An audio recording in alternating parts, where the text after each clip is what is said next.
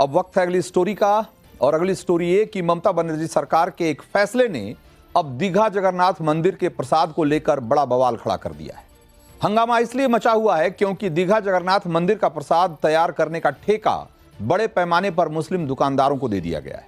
BJP इसे सीधे सीधे सनातन का अपमान बता रही है। बीजेपी नेता शुवेंदु अधिकारी ने जगन्नाथ जी का प्रसाद मुसलमानों की दुकानों में तैयार करवाने का विरोध किया है और उनका आरोप यह है कि यह सनातनी और हिंदुओं के धार्मिक भावनाओं को ठेस पहुंचाने वाला फैसला है। मुस्लिम तुष्टीकरण के आरोपों का जवाब देने के लिए इसी साल ममता बनर्जी ने पश्चिम बंगाल के दीघा में जगन्नाथ मंदिर बनाने का ऐलान किया था। 30 अप्रैल को दीघा जगन्नाथ मंदिर की प्राण प्रतिष्ठा भी कर दी गई।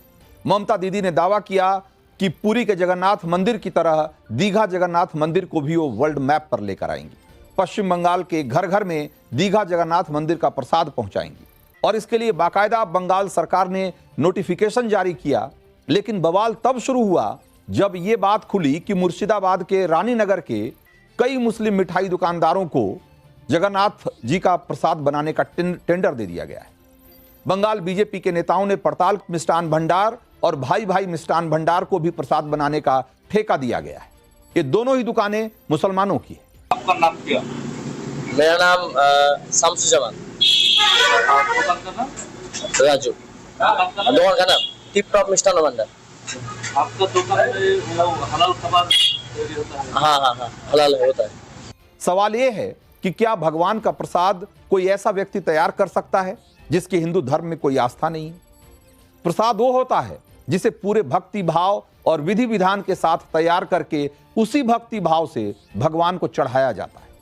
कोई मुसलमान जो मूर्ति पूजा में यकीन नहीं रखते, क्या प्रसाद बनाने या उसको तैयार करने में उसी भक्ति भाव और सनातनी विधि विधान का ध्यान रखेंगे? और सिर्फ भक्ति भाव ही क्यों, जिस शुद्धता और पवित्रता के साथ प्रसाद तैयार किया जाता है, क्या किसी मुस्लिम व्यक्ति से उसकी उम्मीद की जा सकती है क्या?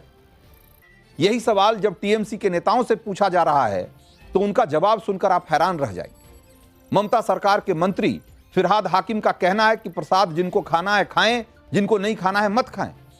और टीएमसी के एक दूसरे नेता हैं हुमायूं कबीर, इनका तर्क तो और भी अलग लेवल का है।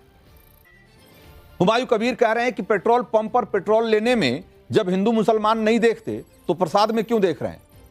तो जो आदमी पेट्रोल और प्रसाद में फर्क नहीं कर पा रहा है, उससे आप प्रसाद की पवित्रता और शुद्धता बनाए रखने की उम्मीद कर रहे हैं? आप खुद सोचिए।